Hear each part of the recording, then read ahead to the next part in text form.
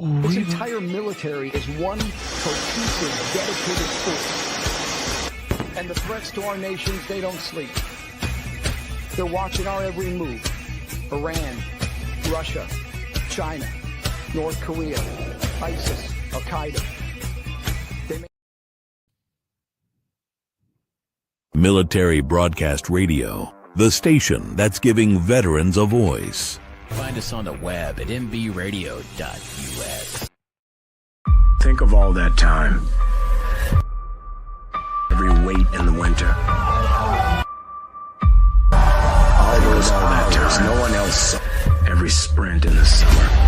Think of every sacrifice. Early mornings on the levee. Late nights in the film room. Bus rides to playoff games. Every bump in the road. Every moment of ecstasy. Every moment of doubt. Years wondering. Is it all worth it? It's all led to this. Man, I got this. It's a 60-minute drive for a 60-minute game.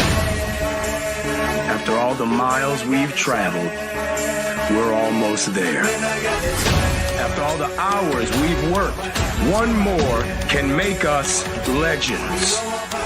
After all that time, this is our time.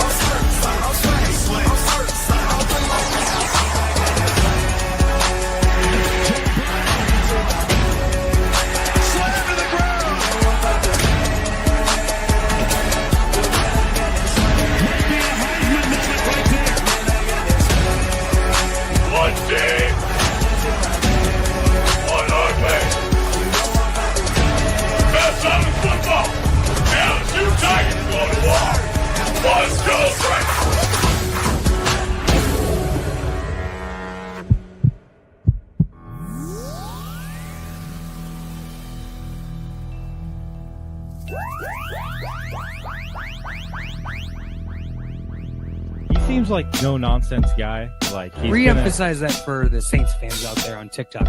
Caveman, what did you just say? The rebuild starts right now. Marshawn Lattimore's gone, so the defense, like we're not getting any better. Looking to get it into Smith. What a pass! Not James! Cordell Smith with the game winner!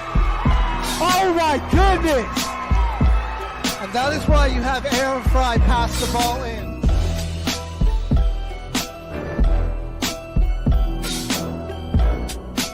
A career year, and like you have you have the best quarterback in the league, arguably the best wide receiver in the league, and you've got the best edge rusher in terms of total sacks this season. And you're 4-7, and your playoff chances are hanging on by it. Let's make it interesting. We're making it interesting. Come on. Give us the freaking home team. We'll take it. Oh, no! Oh, no. Put him in there. Biz back the Put him in elbow. there. Who the heck is that guy?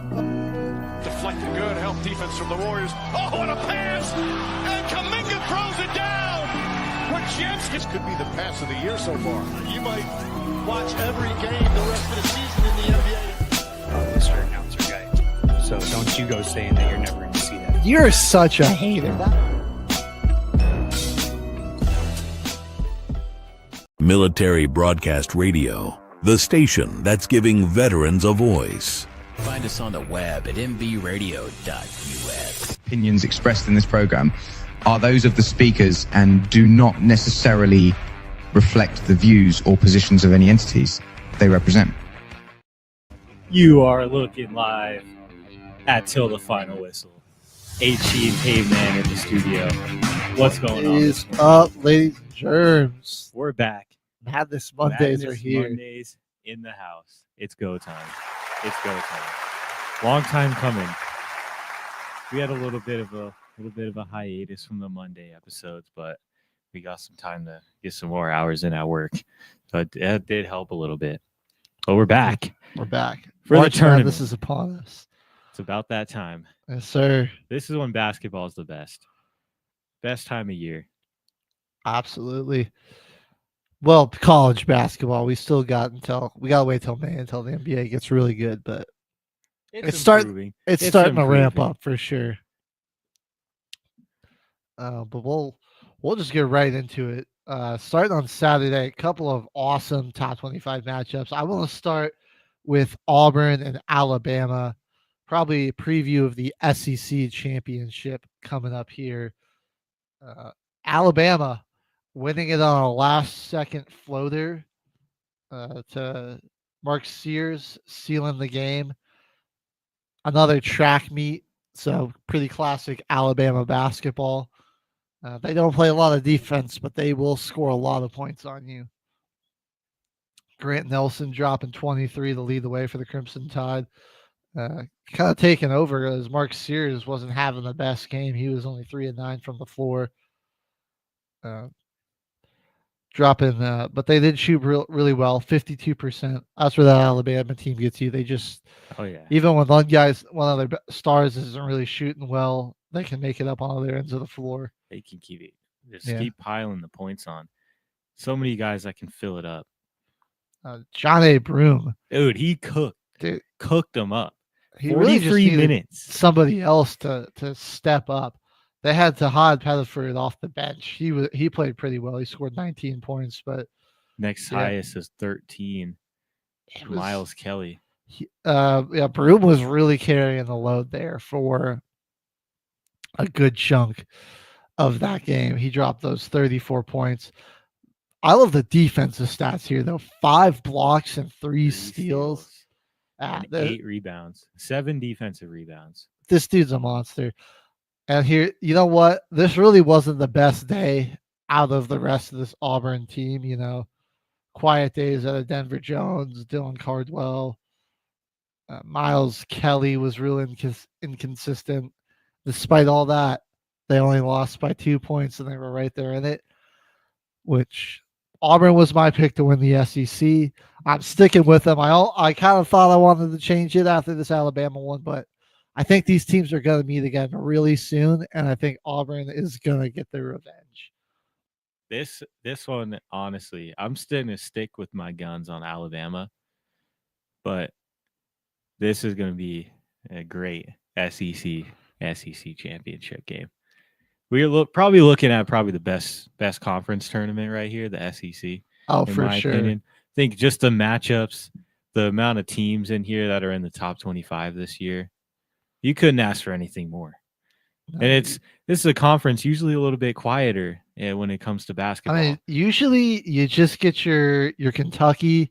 Sometimes, like a team like Alabama or Auburn has a good program, and it's never really like this dominant, This is like everyone is kind of in the conversation here. Texas A&M isn't bad. I mean, let's not forget Tennessee. You've got Florida, Mississippi State, Ole Miss looking pretty good. Missouri having a good season.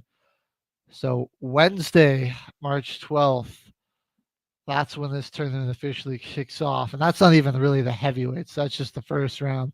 Some of the teams more towards the bottom. It's Thursday when we really start getting into some of the good games. Texas Tech will be playing Missouri, Kentucky. And then Friday is when the juggernauts all start playing. And it culminates on a conference finals on Sunday. So I'm going to be paying close attention to that. Keep your eyes glued to that one. Oh yeah, that's going to be probably looking at the best conference. Big 12 is going to be pretty good though too. And this is probably my craziest pick of all of our conference tournament predictions. I took BYU and the stunning upset. So that's true. That's true. I like it though. They're on a run, dude. They're on a run. They're sneaky, man. They got some guys there. They split a lot of their series with their teams in the conference during the regular season. They just play really hard. And They next do. year, they got one of the highest recruits in the country coming to their team.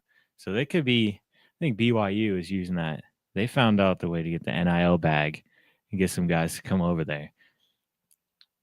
I think that watch out for BYU soon to come in the Big 12. All right. I'm looking up his name. It's where is he? Catchings, man. This guy is just a monster on the boards too. Oh, I was watching him in the Iowa State game. It was him and their other forward. He's got a Eastern European name, but those guys were just cleaning up. It was all these offensive rebounds that they kept getting too. It was all like so many second chances because these guys were just monsters inside. And then they got Saunders, Dylan Hall. Those guys together can really put up some points and score. Another big game that had a very thrilling finish. Marquette and St. John's. Man, this was another down to the wire type of game. Pretty much sure up for me. St. John's is gonna be the Big East champion. I think this is a really good team. Oh yeah, Marquette honestly really sneaky. They are. They're going to be one to watch out for in the tournament. Like last year, they'll they be were a up problem there. in the tournament for sure. They're going to be sneaky this year.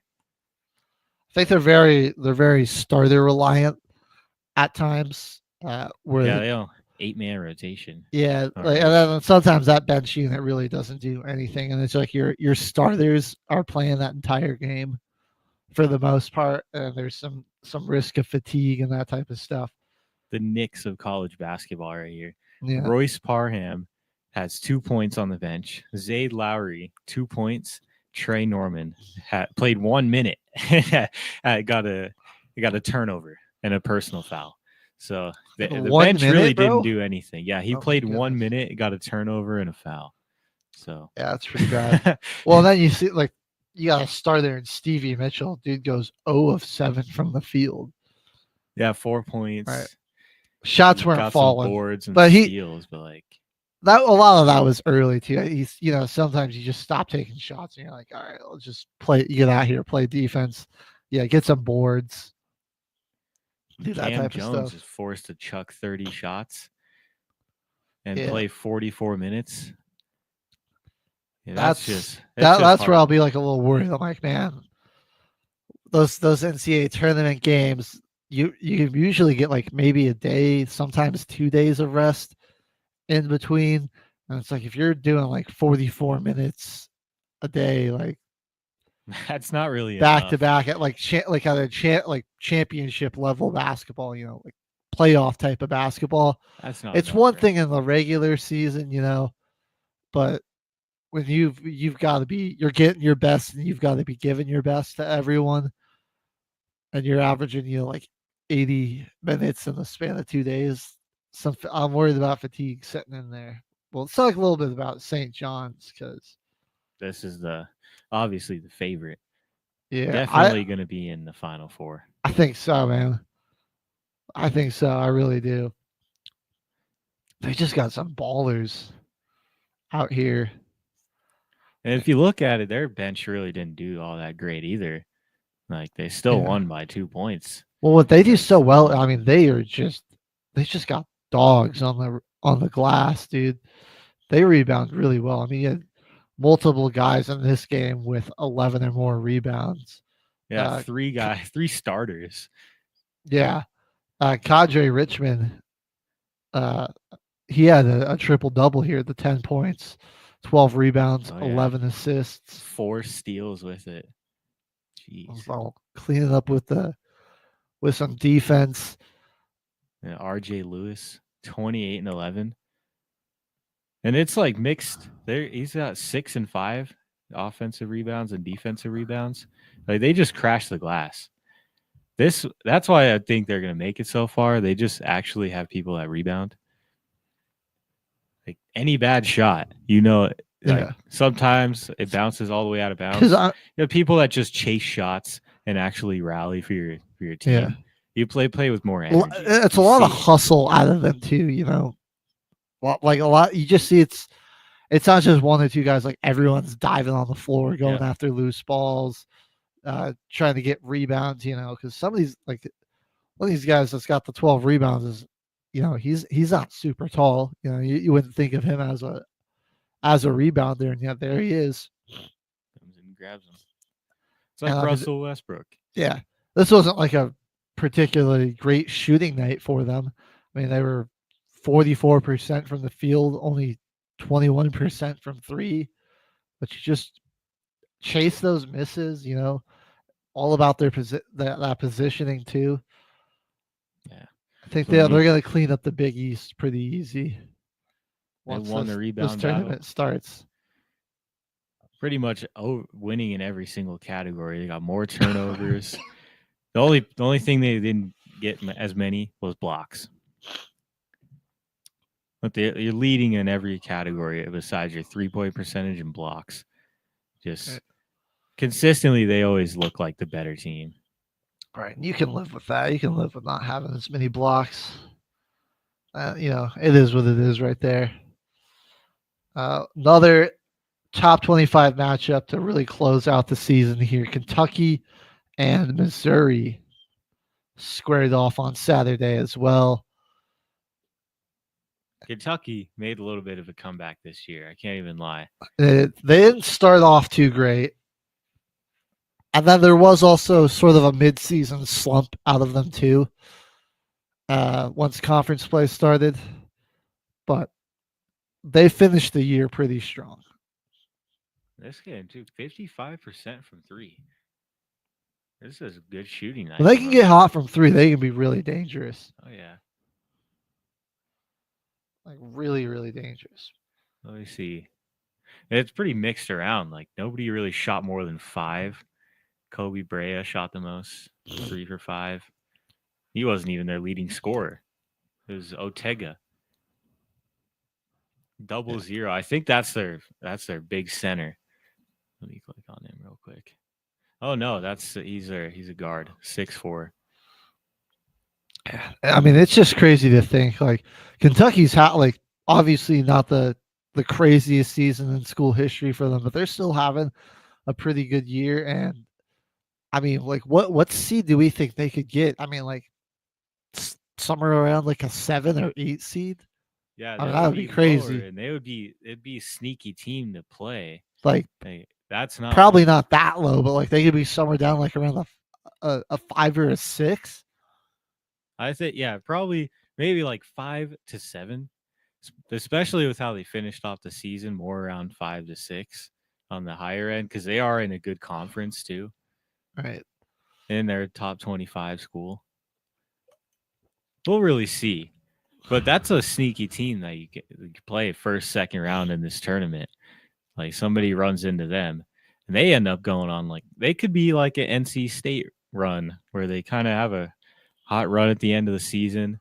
They might do well in the tournament. Right. Yeah. I mean, it'll be a little tougher for them this year, certainly, but they've got you never really want to rule them out. It's just a good program for basketball. It is. And new coaching coming around this year. So it's not going to be any freaking John Calipari choke jobs. You don't have to worry about that, Kentucky fans. Yeah, you'll be safe from that. We'll see. I mean, honestly, not a bad first year under the new regiment. So they'll certainly, I think they'll certainly be back to their glory. Missouri, man, another team where they were looking good, but they've kind of sputtered out towards the end of the year. Haven't looked as impressive as they did early on. They had some big upsets. But I'll say, like, conference play. Same thing was happening to Texas A&M. They lost 4 straight, and then they beat Auburn. So it's like, what does anybody really know this year? We know that we know nothing. However, yeah, if you look at Missouri's last 5 games, they're 1-4. Their only win was against South Carolina. And it wasn't like they were losing to I mean, they come off of a big win against Alabama, and then you lose to Arkansas, beat South Carolina, but then you lose to Vanderbilt, to Oklahoma, and then to Kentucky. Not a great way to finish it out before you go into the tournament. Real rocky start, a real rough finish there. One game that scared me, Arizona lost to Kansas. It's 83-76. It was in Kansas, but there was just really no stopping Hunter Dickinson in this one. He was 33-10. I mean, it's still Kansas. Like, they haven't been that great this season, but it is still Kansas. Just scared me, man. Arizona, one of my picks to make to the Final Four. I'm telling them to be humble, and they're kind of falling right now. I even chose them to pick to win the Big 12 conference this year. That was my very outlandish and wild pick. But sometimes I feel like they can rebound very well, this team that they got this year. But sometimes defensively, they do kind of just sputter out in certain games. And if they don't play with the lead, it is hard for them to get back into it sometimes. Right. You see it. They just kind of lose their momentum. Dude, they had to create a lot of offense at the line. I mean, they shot 7 more free throws than the Jayhawks did, but they had 12 less shot attempts. And yeah, they were just struggling to create from the field, it looked like, in this one. Yeah. And Kansas just going out with their starters. Yeah. David Cole, AJ Storr, 0 points. Flory Badunga had 2 shot attempts. Yeah, we were talking about Hunter Dickinson, but Zeke Maya was also balling out in this game. Oh, yeah. 20 points, 6 dishes.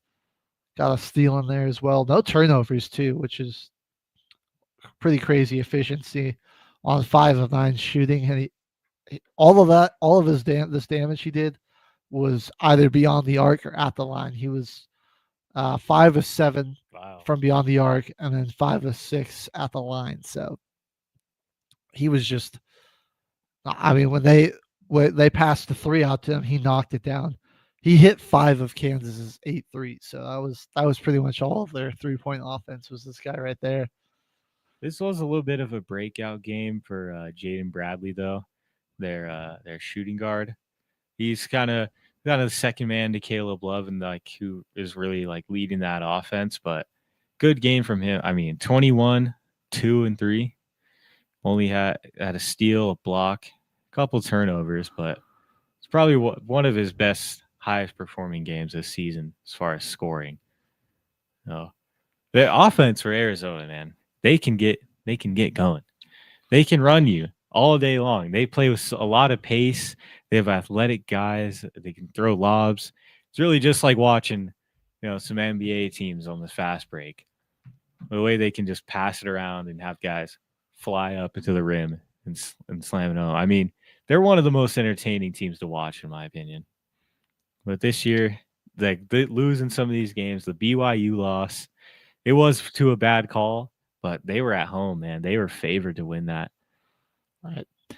You watch that game, you're like, they gave BYU opportunities to stay in that. That's where that's kind of where this run that BYU's been on was started. Was that confidence they got in that beating Arizona? Because then I'm pretty sure after that, Kansas came to their building and they just beat them. They beat the crap out of Kansas. And then Iowa State. I think they swept them this year, BYU. I think you're right. But their second win was a very impressive double overtime win in Iowa State. Watch out for those BYU Cougars, man. They're tough. I know the Cougars in the Big 12 that everyone thinks you should be worried about is Houston, but BYU could be sneaky. I got to just keep stressing it. Keep an eye on them. All right, we're going over to Sunday. Michigan State, in-state rivalry here. Very clear who the better Michigan team is. It's State. A 79-62 win. Those Spartans. This is our team right here. Yeah, I think they're going to clean up in the Big Ten tournament. Easily. I mean, who else is their competition here, really? And maybe Michigan, but I mean, we just saw they took care of them pretty easily. Maryland's Maryland's up there. got Don't a solid squad. Don't So does sleep on Wisconsin. But Michigan State, game-winning shot over Maryland in their own stadium. Final matchup they had this season was an absolute banger. I don't want to sleep on Purdue either. Purdue's still there. UCLA in there too. Yeah, Illinois, Oregon.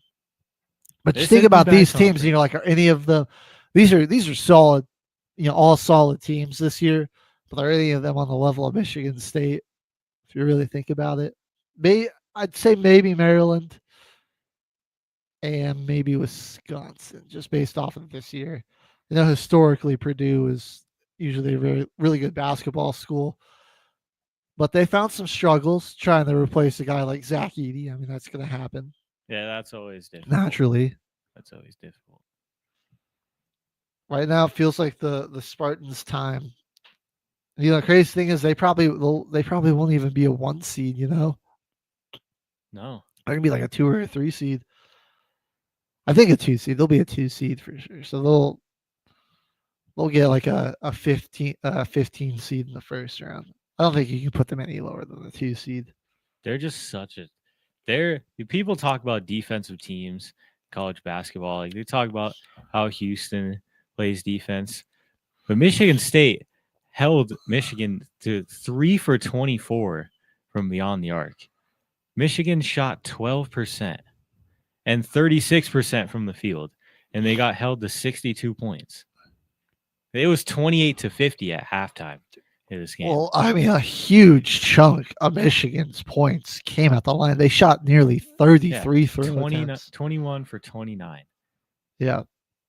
They weren't even able to convert on that. So this game might have been a little bit closer if they were able to convert on some more opportunities. But yeah, you look at this. I mean, Michigan State was really forcing them to earn these shots. Like, oh yeah, you're going to the line, but you're not getting anything easy from the field.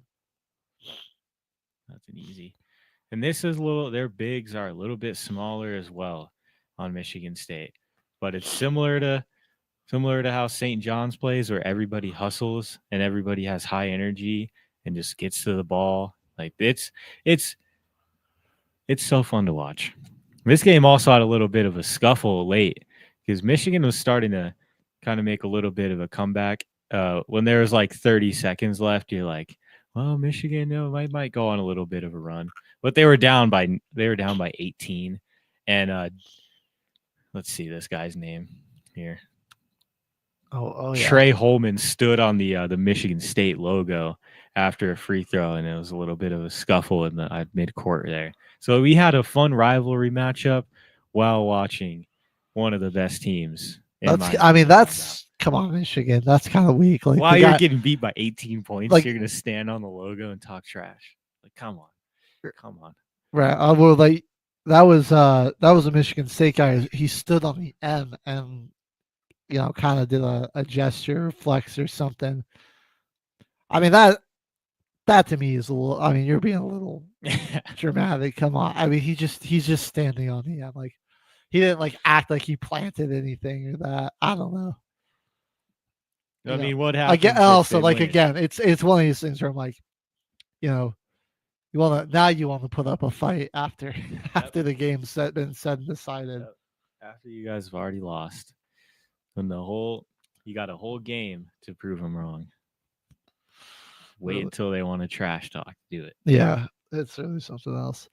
All right. Well, we've been going for a good minute here. We're gonna probably take a break. When we come back, we had a lot of conference championships already decided on the women's side of the tournament. We're going to jump into those and break them down and discuss. So stay with us, folks. Madness Monday continues here on NBR.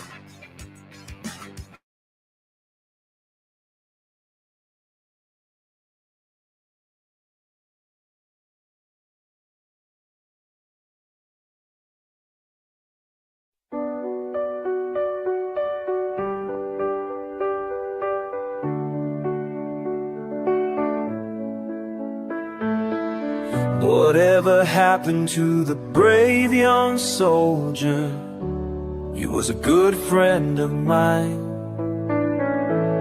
They say as he died, he never once cried, lying with his brothers there by his side. At 19 years old, he was sent off to war, not really sure what he was fighting for. So he fights for what's behind him and his brothers beside him. Together they'll weather the storm. 9 long months later and he's still alive. Fought several long battles you shouldn't have survived. Then the IED exploded as the ambush unfolded. He laid there bleeding as his brothers all died. Whatever happened to the brave young soldier? He was a good friend of mine. They say as he died, he never once cried, lying with his brothers there by his side.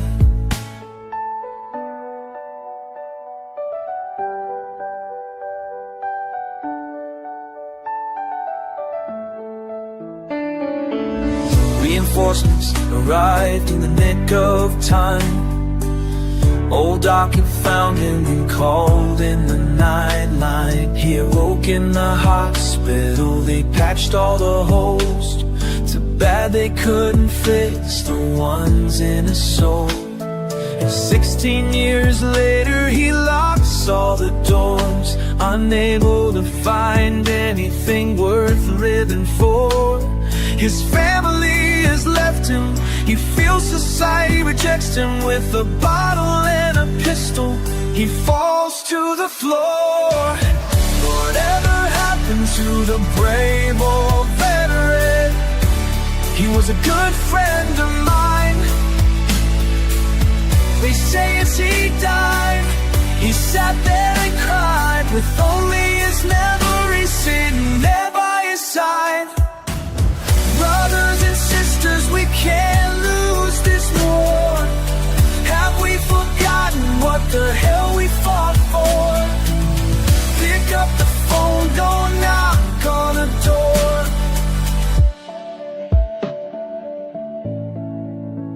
22 too many, we must carry on, fighting these battles until they are won.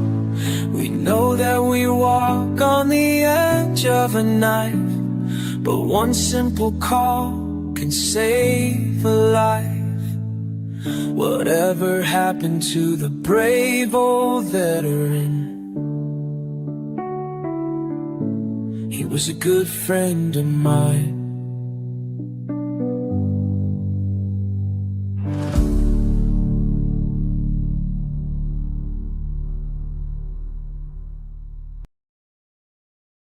Military Broadcast Radio, the station that's giving veterans a voice. Find us on the web at mbradio.us.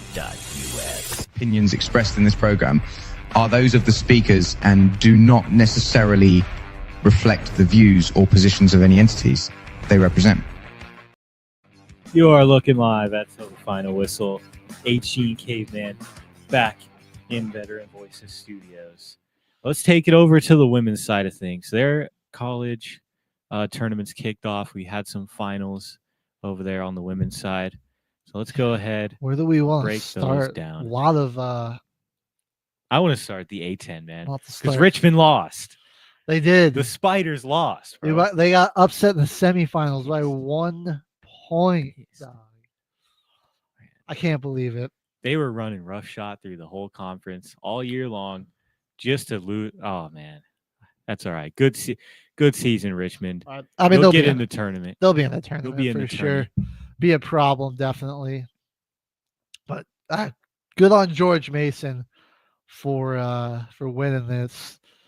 They knocked off St. Joseph's, and Richmond just got into a defensive battle with them at 50-49 final score. Oh yeah, that's semifinals, and then St. Joseph's just couldn't keep pace with George Mason, losing 73 to 58 in the final. Paula Suarez leading the way for the Patriots, 23, 6-6. Also with a steal in that. 9 of 16 from the field, so pretty crazy efficient right there. It's all right, Spiders. Yeah, we'll bounce back in the tourney. Next time. That was just so crazy, man. Richmond always dominates that conference. I was a little surprised, but I think we picked against them last year, and I think they lost too. So yeah, they can't win them all. Can't win them all. Can't. I'm rooting for them this year. I want them to win them all this year. There's a good matchup tonight, the Big East tournament final, UConn, Creighton. I honestly think this one just is going to go to UConn, but Creighton hasn't looked bad in this tournament. No, they certainly haven't. But they blew out Seton Hall yesterday, 73-44. But UConn's got Paige Beckers, and UConn did blow out Villanova, 82-54. Oh yeah, and don't forget about Strong. That's Strong. right. Sarah Strong is a freaking big body, dude. 20-16 against Villanova. 2 blocks, 3 steals, all 11 defensive rebounds. Come on. It was only 3 for 10 from the field. Oh, no, that's Danae Carter. 8 for 14 from the field, Sarah Strong. But 20-16 with 4 assists. Don't forget about Caitlin Chen either. Quiet game for her against Villanova, but she can really be dangerous. She's out there. Fudd ain't bad too. Azzy Fudd. Yeah. Ice Brady, another quiet game for her, but I remember last year's tournament was just such a difference maker off the bench for that she team. was the spark. But it looks like would come in and just really KK Arnold was on their team last year, or did she get hurt in the tournament? Was KK Arnold on South Carolina last year? Or was she on UConn and get injured in the tournament? That's a good question. Because she's coming off the bench this game. There was, I swear, last year in the tournament, KK Arnold was absolutely cooking for a team. I need to look that up real quick. K-Man's checking that out. I need to. We had the Summit League Championship. Me and K-Man, obviously, we on the A10. Our prediction was Richmond. That didn't happen. Who did you have for the Summit League? Do you remember, Caveman? Let me look real quick at the conference. Summit League. I got it right. I picked Oral Roberts. Ooh. Yeah, they didn't quite pull it off. That went to South Dakota State. Well, did Oral Roberts even get close to the final? They were in it. Yeah, they just got. We'll take runner up. They just got beat by 16, 84 to 68. South Dakota State. They were undefeated in the Summit League this season, and that was where I was like, "Yeah, I'm gonna go with them." It's a boring pick, but it makes the most sense. And they did what they did all season, dominated the Summit League. So it was last year. She was on Connecticut. I think she got injured in the tournament. Again in the game against LSU that they lost. So okay. But that's another Ice Brady, KK Arnold. Those 2 guards off the bench are electric for UConn. They are. Another smaller conference that had its championship, the Ohio Valley. I ended up taking Tennessee Tech. They won that one, so that's we're doing pretty good outside of Richmond so far. We'll take that. Outside of Richmond, we're doing pretty well. The SoCon or Southern Conference. I had UNC Greensboro. I almost took Chattanooga, who they did make it, but they ended up losing. But I switched at the last second, and I just went. I wanted to take an upset here, but I was like, I don't know too much about the SoCo, so I'm gonna just go with the favorite.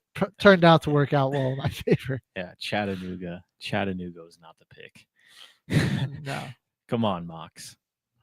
We go up to the Big South Conference, and this conference is done in both the men's and women's.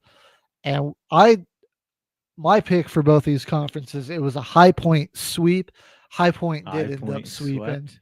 Yeah, so the High Point is the Big South Conference champions for both men's and women's basketball. In men's, I picked Winthrop, but in women's, I picked High Point.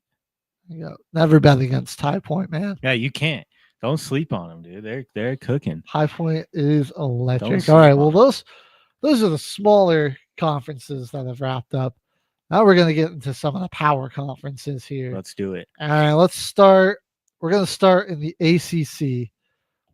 Very surprising final because one of the teams I was so sure was going to be in this, Notre Dame, didn't even make it. Nope. It was the Duke NC State. Blue Devils.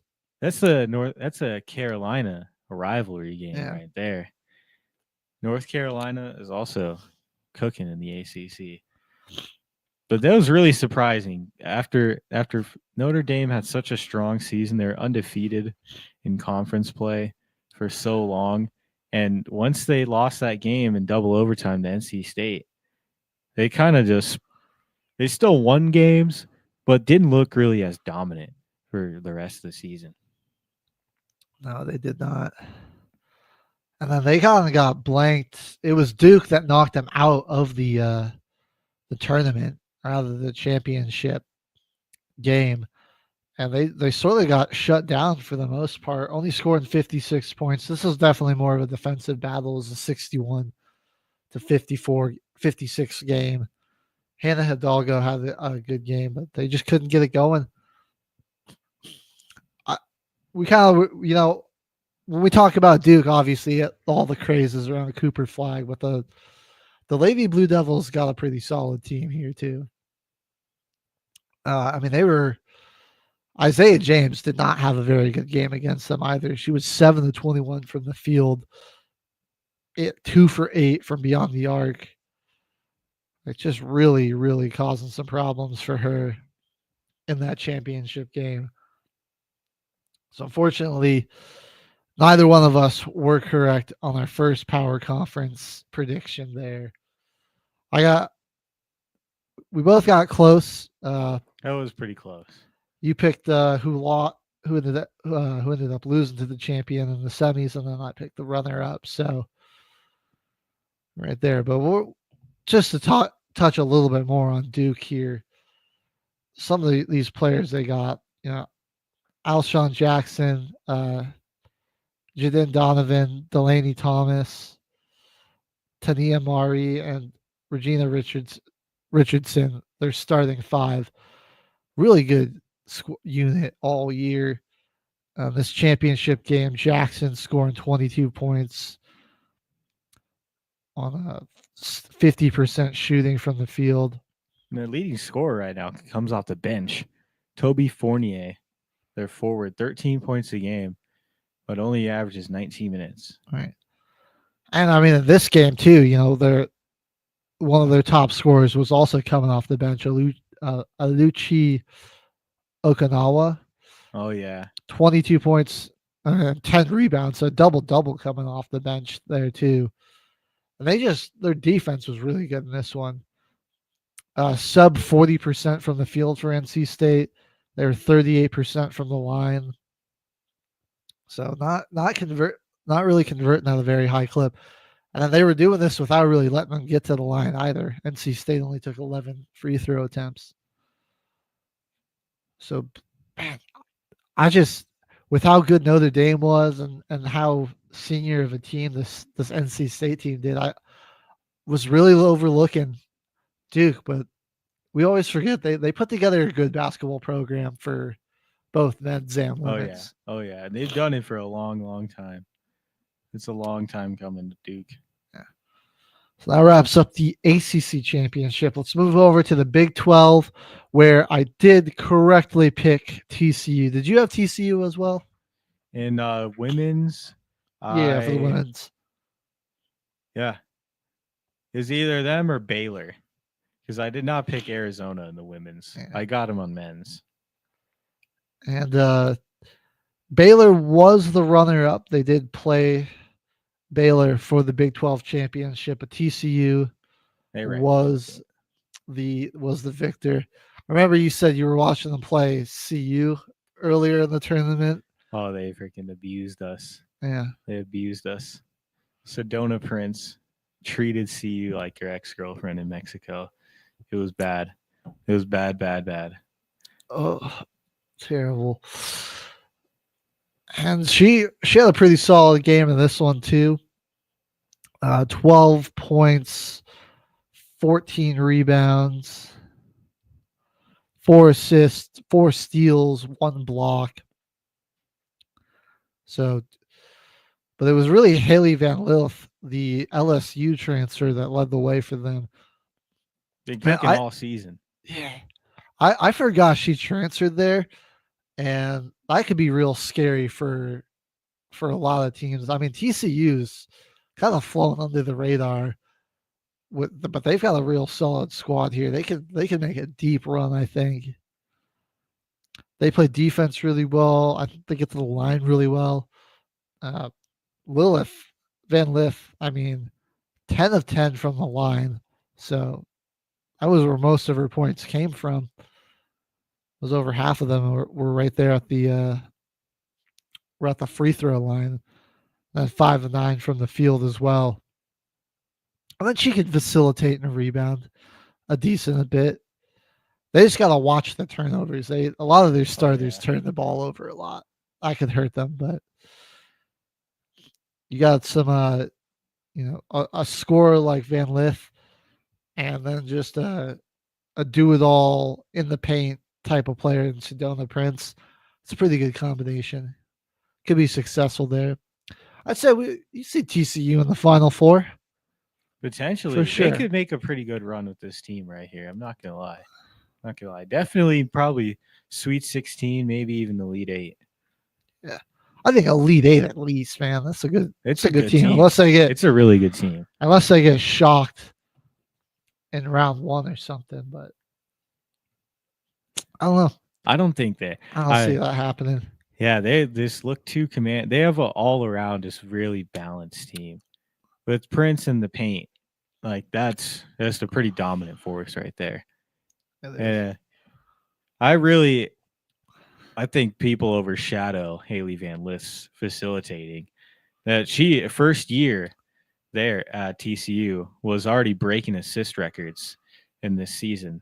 So she's really good lead guard. She transferred from LSU to LSU from Louisville, which is probably one of the best women's college basketball schools for guards. Had a lot of NBA or WNBA talent come out of Louisville that have been guards.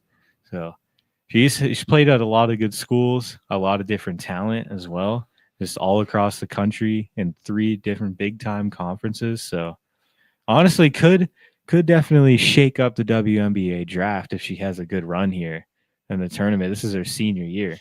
Yeah. So oh yeah, she definitely could shake it up. I think right now she might be probably like a fringe top 10 pick, but a good tournament. Or she could be in the conversation. Get her in the conversation, maybe. Like, come on now. I think definitely she has potential to do that with this team too. You're giving her the opportunity to lead the team. So got it. What's the next conference we're going to cover? Let's go to the Big Ten. We'll drop down two numbers in our big conferences. The UCLA Bruins. We got this one. Big upset over the USC. I almost took USC too because it's hard for me to want to bet against Juju Watkins, one of the best players in all of college hoops right now. But also one of our favorites over here. Juju Watkins. Well, has had one of the craziest collegiate, period collegiate basketball performances with that 56-point game. A game where she scored, I don't remember the exact math, but it was something like 89% of her team's points, maybe 90%, just unheard of. But wasn't any match for this really good UCLA unit.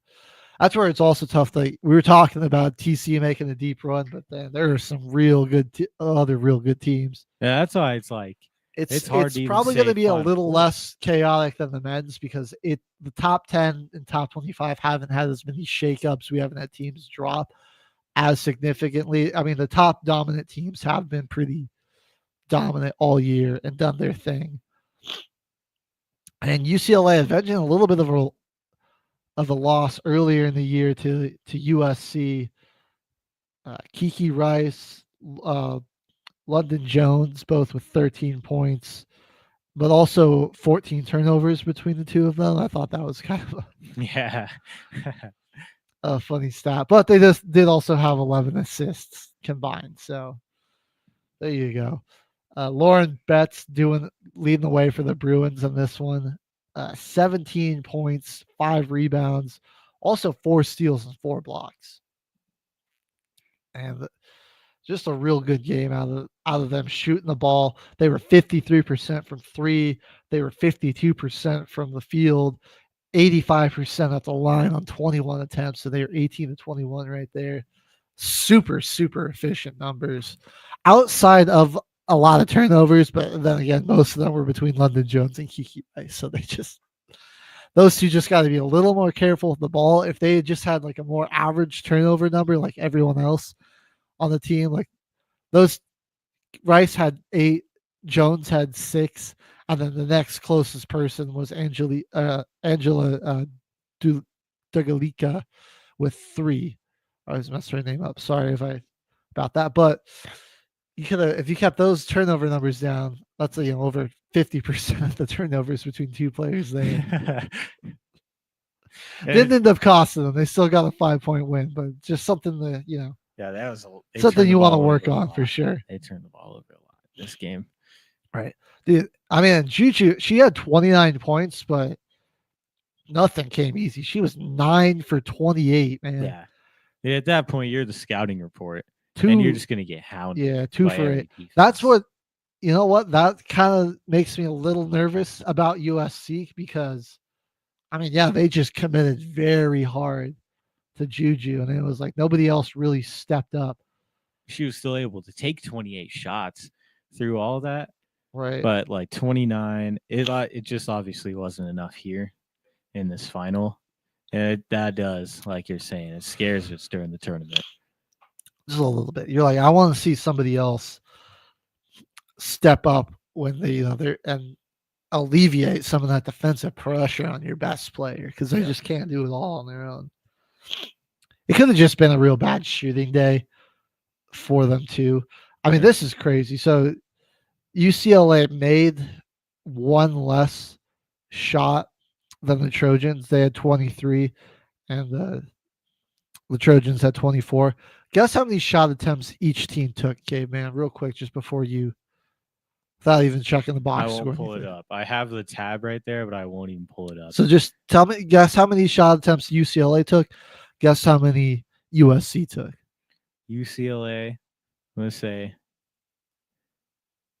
55, and USC, I'm going to say 67. So the Bruins took 44 shot attempts. They were 23 of 44. Super efficient. Very efficient. Yeah. USC took 70. Oh, that was close. I was trying to factor in the 28 shots from Juju, and then they're down, so like they're shooting the ball a lot. But I mean, that is just crazy. 70? How many more shots they took, and they only made 30? 1 more than UCLA.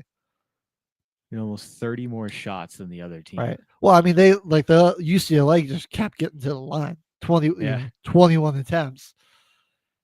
It really was just kind of a chuck it and duck it type of game out of USC here. I mean, like there was nobody really on this team was a very efficient shooting. Out of like Malaya Samuels, but she shot 3 attempts off the bench, so 2 of 3. Like, yeah, should probably be efficient there. But all their starters, like Juju, obviously was 9 of 28. Kiki Arifin, 4 of 12. Rahaya Marshall, 1 of 5. Talia Von Olofsen, 3 of 7. Kennedy Smith, 1 of 8, 0 of 7 from beyond the arc. Was just out 2 points in 30 minutes. Was out Maybe there doing just a bad shooting night. Yeah. I was gonna say was out there just doing cardio, but she did pull in 8 rebounds and have 5 assists, 2 steals. So It wasn't. found some other ways to contribute, but I mean, at some point, though, Yeah. somebody's got to find a way to contribute scoring the basketball. Yeah, we gotta find some offense other than Juju. Yeah. We'll see. Like I said, sometimes you just have a bad shooting night. Not something that could necessarily hurt you in the tournament, but it's something that makes you a little concerned, you know? Oh yeah. But our final conference championship that took place this weekend. I don't know how she keeps doing it. Dawn Staley. Oh my god. South Carolina. This is like their 5th in a row, something like that. I think so. 4th, 5th. And I they're mean, even now after just- losing Cardoza in the draft, they still just dominate. I mean, they still got Tina Papau. Raven Johnson is there. They came back, but it wasn't even really they weren't even really the reason they won in this one. They played good defense. I'll say that, but they didn't do that. Like those two, 6 points between the two of them. Chloe Kitts, Santa Fegan, 15, 11. They really have the same. They honestly have the same team. Besides, now they're starting center. It looks like is Joyce Edwards, who is their leading scorer right now, getting a block and a steal a game. I mean Coach come on. Dawn is just she's pretty elite. This is the one of the next great dynasties that's going on right now that we're watching is the South Carolina Gamecocks. Because their players just want to stay too. They'll play the whole 4 years. Yeah, for real. Because So if they I'm get a pretty sure dominant program. Like, Raven Johnson, Tina Papau, even Tessa Johnson, Malaysia Fawiley, 2 very good bench players for them. They come off the bench. All of them probably could have transferred or gone pro, but they stayed because why not? You're going to probably win a lot with that coach you got. you're gonna win a lot of games. Get yourself some NIL profit from the season. Like, you're on a very high market basketball team right here. This one, especially for women's. Right. And I mean, right now too, like you think about the school they're at in the major sports, like this is the best team, like the best, team that South Carolina's got is this women's basketball team right now. Yeah. I would say the football team, they're close to getting there though. I mean, like Lenora Sellers, excited to see what he's got in store. I think they're having a pretty solid off season too. So, but you're in a conference with Georgia, Bama, LSU, Texas now. So, right, like whereas in basketball, those are all very good football schools, but right now South Carolina dominating on the basketball side. Texas, I really thought they could do it. They looked like they were really good. Well, They looked like they Madison were just Booker on was top. back for another year. I was like, they were the number 1 team in the country for a while, and they looked really dominant. But They had a huge upset win that like bumped them. yeah, They beat South Carolina and split the series with them. and then once they jumped up, they finished the season really strong. I was like, oh, this is a team that's really hot. They got a lot of momentum. Yeah, they lost. So they lost the first matchup against South Carolina 67-50. And then they go on to win the next 3, 6, 9, 12, 15 games. So they were on a 15-game winning streak going into the SEC championship, if you count all the tournament games too. And then they just sputter out, lose 64-45. You want to talk about how one bad quarter can really cost you a game? Yeah. Just look at this. They got outscored 21-6 in the second quarter. Their 3 games before, LSU 56-49, pretty commanding win. They played Ole Miss 70-63. That's 7-point win. Not the most on top. But when you beat Florida 72-46, like they can consistently get above 70 points all season. Then you come out in the SEC championship and just score only 45. 45. Where did this come from? I'm talking like that's that defense from South Carolina. They just lock people up. Dude, they shot 29% from the field, 29.6%. They were 1 of 8 from 3, so 12%. And they were all right at the line, 85%. But dude, the shooting from the field, non-existent. They just couldn't make anything. Like I think South Carolina just got into their heads early and often. Couldn't really get anything going. And again, it's that one quarter, man. A second. One quarter will 21-6 because they were, they got outscored by 2 in the first and third, and then it was a tied game.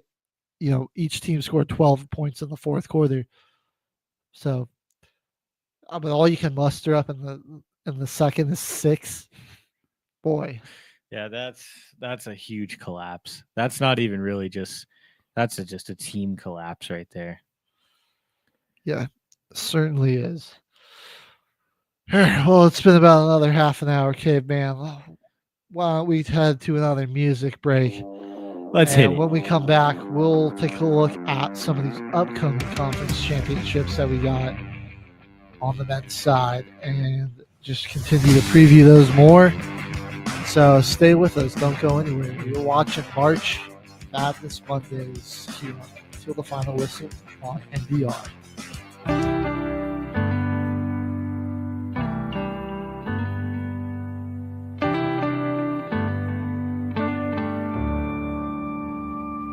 Signed up to fight for freedom. What a price you had to pay.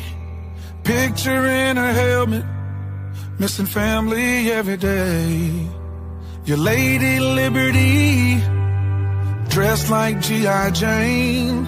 Some scars we'll never see. She will never be the same. She's a mother, she's a daughter. She's a sister and a friend. Standing tall in that uniform until the very end. When Uncle Sam called, she signed that line to serve. 'Cause you can't spell hero without her.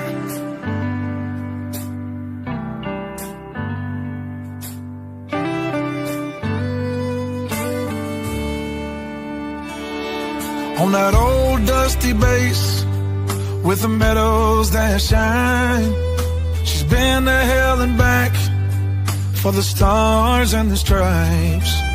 Your Lady Liberty, dressed like G.I. Jane, and some scars we'll never see, and she will never be the same.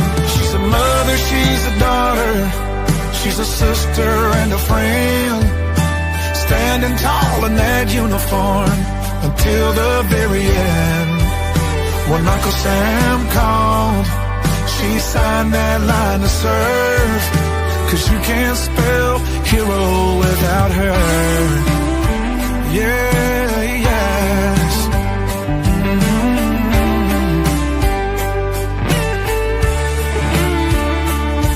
For the ones that didn't make it, we will pause and then we cry. We can still see their smile in every sunrise. She's a mother, she's a daughter, she's a sister and a friend. Standing tall in that uniform until the very end. When Uncle Sam called, she signed that line to serve. 'Cause you can't spell hero without her. 'Cause you can't spell hero without her.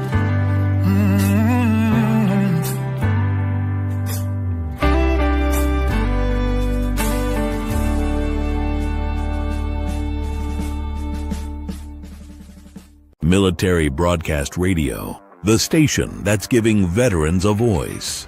Find us on the web at mbradio.us. Expressed in this program are those of the speakers and do not necessarily reflect the views or positions of any entities they represent. You are looking live at Till the Final Whistle. HG and Caveman back in the house.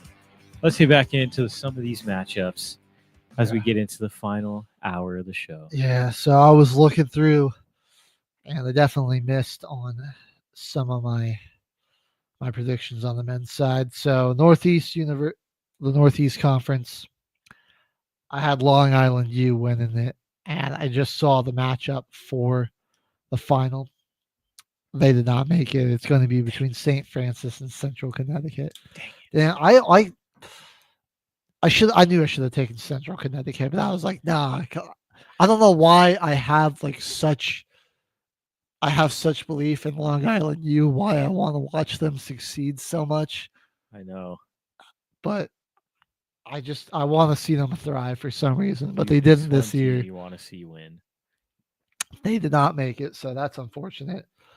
I will say, so far, my only correct predictions, Drake did win the Missouri Valley Conference, and High Point winning the Big South.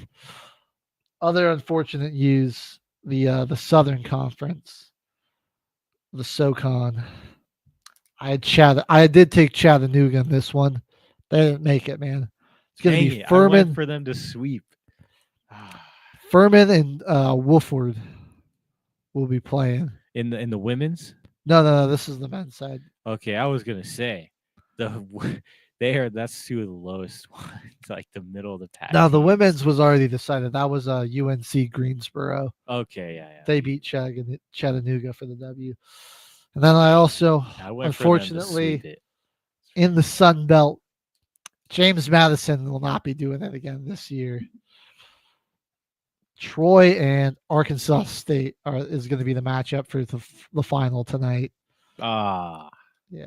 JMU, man, that's another team I'm always rooting for them. I mean, they were like the best team in that conference for most of the season, so that was a little bit less of an upset pick to take, but that's unfortunate. I was still rooting for them. I don't know what it is with the Dukes, but I just want to see them succeed. And they didn't, unfortunately. So, what are you going to do? But let's take a look at what we got coming up here for the ACC and what will be going down. So it's all kicking off tomorrow. Okay. Some of the bottom tier teams will be squaring off. Pittsburgh and Notre Dame, California, Virginia Tech, Florida State, and Syracuse. So Florida State and Pittsburgh, the only teams here that have a winning record at 17-14. So nothing really too much to look at here. I mean, I'd say you'd probably see Pittsburgh beat Notre Dame. I'm gonna just give Virginia Tech the edge over Cal, and then probably Florida State. Now I'll say Syracuse upsets Florida State. I like it. Why not? I like it. Then so you'll have teams like North Carolina, Stanford, SMU waiting on the winners of those games. But then we're also going to have Virginia Tech playing Georgia Tech to start the day off on Wednesday. That one should be pretty decent. Yeah, it's kind of evenly matched. Yeah, Virginia 8-12 in the ACC. Georgia Tech 10-10. One Tech is 16-15. Virginia is 15-16. 3 games apart. Pretty evenly matched. That one should be good. I feel like I'd lean more towards Virginia just because historically I feel like a better basketball school. Then you get the Thursday where the quarterfinals will finally start. So whoever makes it through that mess, the lowest remaining seed gets the unfortunate pleasure of having to play Duke. And then you also have Wake Forest, Louisville, and Clemson waiting on their victims. And then the semifinals and final are still TBD, so we don't know when those are going to be. But yeah, looking at the field, I still got to say it's going to be a Duke Clemson championship. I watched Duke take on North Carolina on Saturday night, just in North Carolina Stadium, just ran through them. It's feeling like a team, somewhat like a team of destiny with Cooper Flagg there and everything. They're playing really amped up, really fired up there. But I still wouldn't sleep on Clemson. Clemson's got what it takes to upset them. Just don't forget that. Yeah, I don't know. I kind of want to change my pick, but I'm going to stick to it. Let's go, Clemson. Let's go, Clemson. Y'all got it. All right, well, we're going over to the Big 12 now with all those teams. BYU is waiting on. We'll be waiting for people to get to them on Thursday, but first on Tuesday we got to get to the bottom tier teams. Got to play their games and make their way through. So we got Cincinnati, Oklahoma State, Colorado and TCU, Arizona State and Kansas State, and Utah and USC that first round. So pretty much most of the teams in the conference are getting a chance to at least compete in the tournament. Colorado's gonna lose, man. I don't think. Why they got to put us up against TCU? Let us play freaking Arizona State or UCF for that matter. I mean, it's not like it would matter. We're 3-17 in the Big 12. Oh, we're gonna get beat by 40 now instead of 30. Yeah, Buffaloes are terrible, man. They just could not replace Cody Williams and Tristan Da Silva. No. And I wish that both of them would have stayed, because now they're freaking 18 years old in the NBA and not playing. But probably making more money. I don't know. Maybe not. All right. Probably Wednesday, we do have a couple of big schools now we're getting into. Iowa State and Kansas. We'll be waiting on an opponent to come out of that. And same with Baylor and West Virginia. Been a real bit down year for Baylor, but whoever they get out of this, they should be able to clean up easily and move on to the next round. It could be sneaky. Yeah. Kansas kind of jumped back up there. And they were under Baylor. They were lower than West Virginia earlier. They were at least down 2 spots. They would have had to play a first round game. Then we get to Thursday, and these are the team for the quarterfinal matchups. And these are the last 4 teams that are just waiting on opponents. BYU, Houston, Texas Tech, and Arizona. So Arizona did still secure. There we go. Top 4 seed in the tournament. There we go. But, Texas Tech was a team we haven't really highlighted. That's one I'm very scared of. Be pretty sneaky. Jumped into the top 10 right now. 24-7. They got Patrick Mahomes going to the games and freaking trying to get calls for them. The refs. He doesn't care. It's college basketball. He's gonna try. He's gotta. They did beat Houston earlier in the season in Houston, so pretty good. They've had a pretty good season. Did lose to them at home though earlier in the year. Later in the year, also lost to TCU. But Red Raiders, man, got JT Top in there. Elijah Hawkins. Watch out for them. I'm still riding with BYU though, man. I don't know. That's why that team's just they're on such a hot streak right now. BYU, Houston, and then BYU shocks the Cougars. That's my prediction. I honestly think Texas Tech is going to stay quiet until they get to actual March Madness tournament. I think they're going to be overshadowed again by the other teams here. They might lose a shocking one when they get to their eventual matchup, but I think they're going to be quiet and make a longer run in the tournament than anything.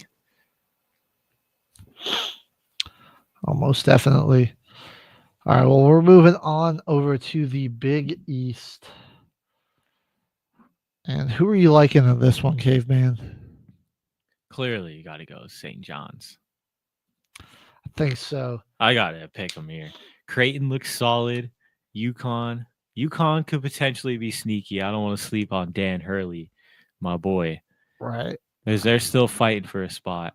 And I don't want to sleep on Marquette either. But St. John's is just Rick Pitino got him going this season, dude. Right. They're what on that something coaching else. they have. They jumped up too. Like this is one of the probably more random ones. Like you would expect them to be not in the bottom 4 in this conference, but maybe at least like finish underneath it where Georgetown is at typically. This is a team that doesn't really get a lot of hype behind them. At least for this conference either. They've always kind of been in the shadow of like UConn and Creighton, Villanova, Xavier, even Marquette. But this season, on a tear, I think they should be the hands down favorite. UConn hasn't looked too great. Creighton hasn't looked too great. I mean, they're both 22-9 teams, but there have been some moments of, questionable basketball from them. I think Marquette was really their biggest threat, and they just proved that they could go toe-to-toe with Marquette. Xavier, they're okay. They're not bad, but kind of a down year for the Big East, too. Typically a very good basketball conference, but they've just been St. John's. It's not like it's been terrible either, but comparatively, you compare it to like a Big 12 or to an SEC this year, and what you usually get out of the Big East, not the same. Yeah, only 2 schools ranked. UConn, after back-to-back championships, a real quiet season from them. They had some major upsets. One of Colorado's wins. Yeah, dude, like they lost to Colorado, bro. Like UConn, how did you lose to CU? Lost to the terrible worst team in the Big 12. We're terrible, bro. How did you lose to us? People have been trolling them hard, though. People are saying that it would be back-to-back natties to NIT champion. That this is where they're going to end up. I think they're still probably going to be in the Dude, right. I mean, you can't not like they're a 22-win team. They'll be in the tournament. You can't not put UConn in there. That would be crazy talk. They're going to be in there because they're going to have a say of what goes on in this tournament for sure. That's still a good program with an amazing coach. Right. They're a 94% chance according to bracketology still, so they're good. Yeah. I do love the shilling though, calling them the future NIT champions. That's messed up, but it's pretty funny. You know what? Heavy is the head that wears the crown. It is. You win it back to back, and then you come out with a season like this. There's going to be some trolls. There's going to be some backlash too. Yeah. All right, we're going to the Big Ten. What are we looking at here? Wednesday, again, the first round. Nobody really too crazy. You got Iowa, Ohio State, USC, Rutgers, Northwestern, and Minnesota. I hate to pick the favorite to win this, but obviously I want Michigan State to win this one. They got some good matchups against them. This isn't a slouch conference. I'm realizing how much of their conference is ranked too. That's 7 teams. Michigan State, Maryland, Michigan, Wisconsin, Purdue, Illinois, and Oregon. Right. Oregon and Illinois kind of had some midseason slumps, but they picked it back up later in the year. Purdue, obviously more of a down year compared to just how dominant they were with Zach Edey, but I mean they've been in the top 25 all year, still 21 wins on the season. Nothing to scoff at. Thursday we got Wisconsin, Illinois, and Purdue. They'll be all waiting for somebody to come out of those Wednesday matchups. So Oregon's going to take on Indiana. I think that's a game Oregon can win. But I would never, they definitely don't want to come out and give Indiana any breathing room in that. That's one where they could be primed for an upset if they let Indiana have some life here. And then you got Michigan State, Michigan, Maryland, and UCLA all waiting for people on Thursday. I am still looking at the field some good teams. That the Big Ten also been having a really good year for basketball, but Michigan State's been having something incredible. I think they'll clean up here because they're looking for a deep tournament run here. Come on, this is their time. When's the last time that they've been relevant in really any sport? Yeah, it's been a minute.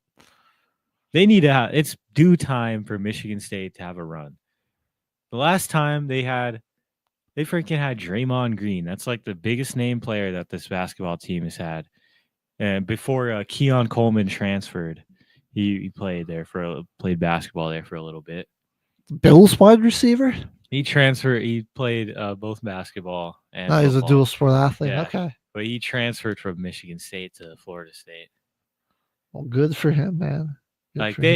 This due time for a run. It is. Yeah, come on, man. Due time. It's sad, man. Michigan State, I just haven't really thought of them in any serious capacity for any sport in a long time until this season. So it's time, Michigan State. Get your school back on the map. I mean, Michigan's really been stealing the show with how, all those years with Jim Harbaugh there in football. I've really been stealing all the thunder. Won the national championship last year. Yeah. But it's time, Michigan State. On a pretty good win streak. They did their last loss coming to Indiana. But they beat Illinois, then they beat Purdue, then they beat Michigan, then they beat Maryland, then they beat Wisconsin, then Iowa, then Michigan. So I mean, they like a kind of a gauntlet to close out the season. Right.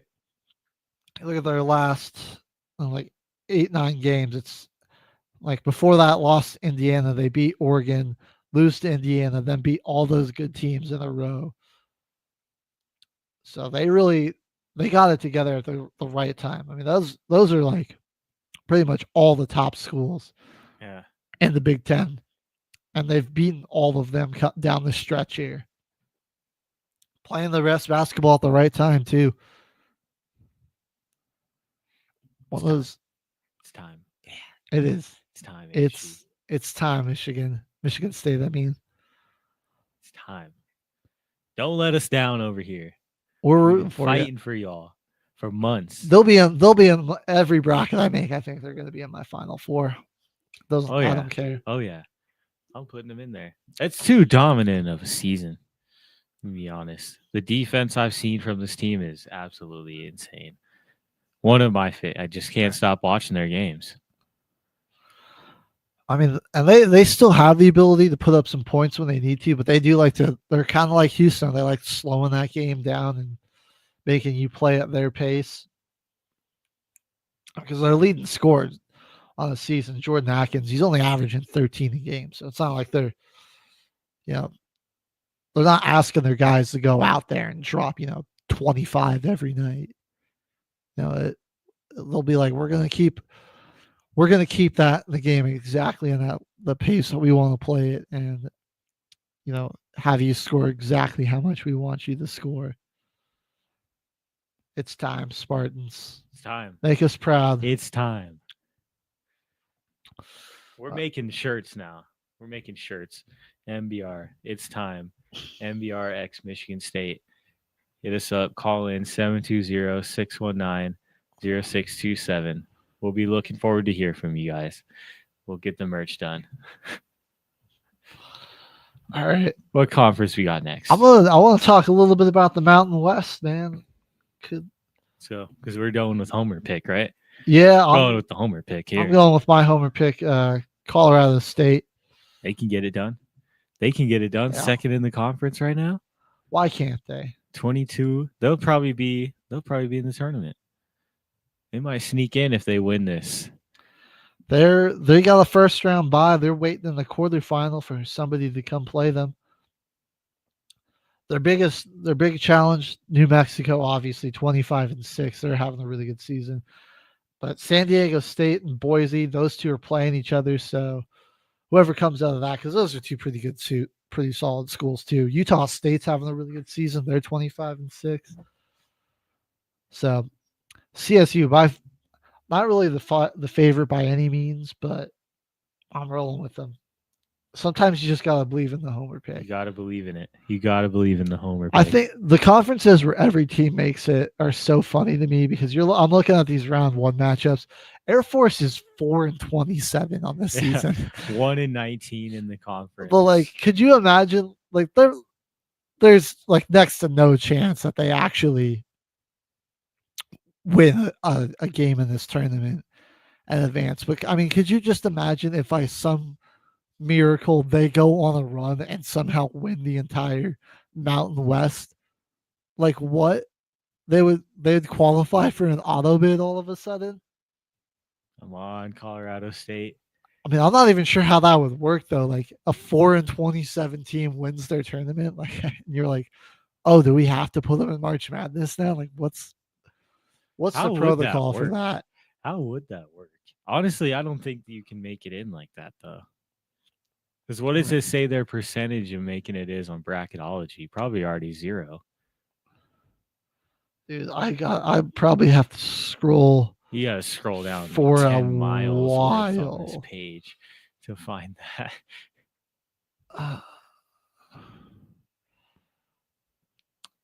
I wish Yeah, I mean, it website says a out a 0% search. chance, Yeah. which is crazy because they're still ahead of schools like Chattanooga, which is 24-9. Wow. So it probably says 0, but what that means is it's like a 0.0000000, like 1% chance, you know? Mhm. Like we're just getting to like infinitesimally small decimal points of percentages there. I don't even want to think. I don't even want to think about the ramifications of Air Force going on a run. It won't happen, right? Because they're terrible, man. They've won 4 games all season. It won't. I'm just also looking at like Fresno State. They're 6-25, My gosh. but they get a chance. They get a chance, which is, I mean, it's kind of a magical thing here that you're gonna give these terrible schools. They get a shot. Give them a shot. Their season's not over at the end of the regular season. Come I on. mean, even if they get like a crazy upset win round one, then you can just think about we can probably get like a comical type of blowout in the quarterfinals. Like, oh, they had a shocking win in round one. They're gonna go on to play New Mexico, and then like New Mexico Boom. Just beats them like 100-47. Just like it was in the middle of the season Yeah, when they you're like, matched "Ugh." up. You're like, oh man, this is not what we wanted to see. I think I would want I to would see love that. That would be hilarious. Personally, I think till the final whistle would love to see Air Force get a first round win in this tournament. We're all Get for beat some down by goofy 60. wins. Oh yeah. And they'll win it by like 15 points too. Their first game, they'll look dominant the whole time, and then it'll be 60-point loss in that quarterfinal. All right, let's move over to the SEC here. And we're going to start day one of the tournament. There's a lot of teams that qualified. Day one's not too good. South Carolina, Arkansas. That'll be a mildly entertaining matchup. Texas, Vanderbilt, LSU, Mississippi State. What a fall from grace, man. They were ranked for a while. And now they're a day one. They're a first round team in their own conference tournament. Which, I mean, they didn't do too great in conference play, but 8-10, but fall from grace there. Maybe they go on a bit of a run. They could be a team that surprises somebody, but you got to win a lot of games. Because then you got to go play. You'll have to play again on Thursday. You know, who do you get?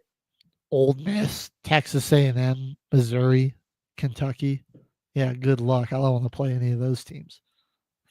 Except for maybe Missouri. Like I said, Missouri's been on the downslide.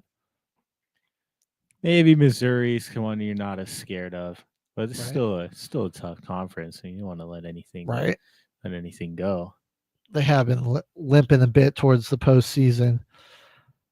And then, let's say you get through day two. Well, congratulations. The very next day, you're either going to have to play Auburn, Tennessee, Florida, or Alabama. Yep.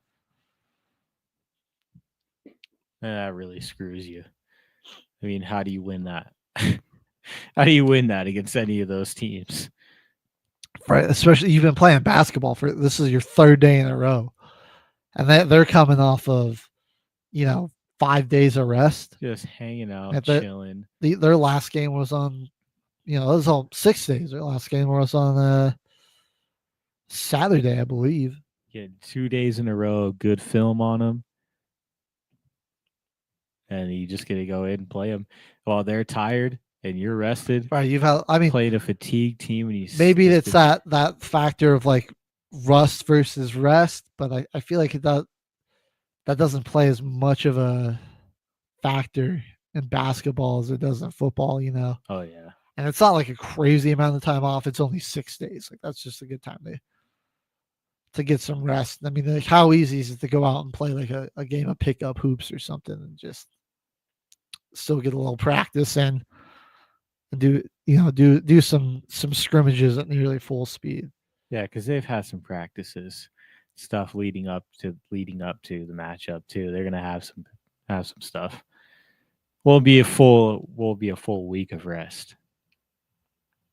Still game time preparation. So I'm looking at it here. I'm still sticking with Auburn.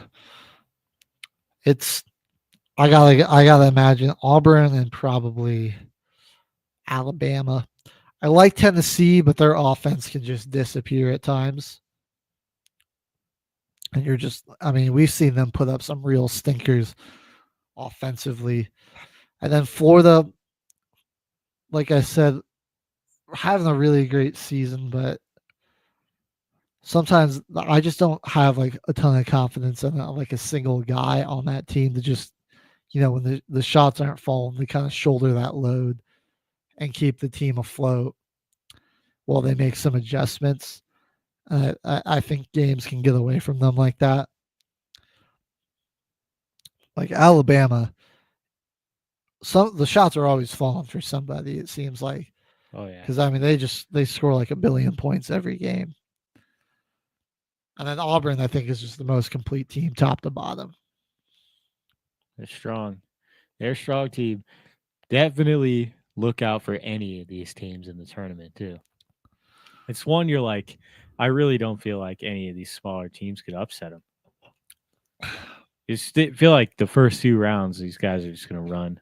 A lot of these high-ranked teams are just going to run roughshod. Once it gets later, this tournament's going to start getting good around Sweet 16.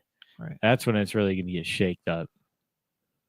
I'll say Alabama not having the best end to the season so far. I know they got that upset win in Auburn, but their last few games haven't been great. And it's been against a lot of the top schools in the SEC. So they lost at home to Auburn a few weeks earlier. They've lost at Missouri. They did beat Kentucky and Mississippi State, but then they lost to Tennessee and Florida. So something to just keep in mind. Haven't had the greatest finish to the year against some of the top schools in their conference, but they did get a very big morale boosting win against the Tigers on their home court. So maybe you can just throw that all out there. But 91.2 points per game, Alabama here.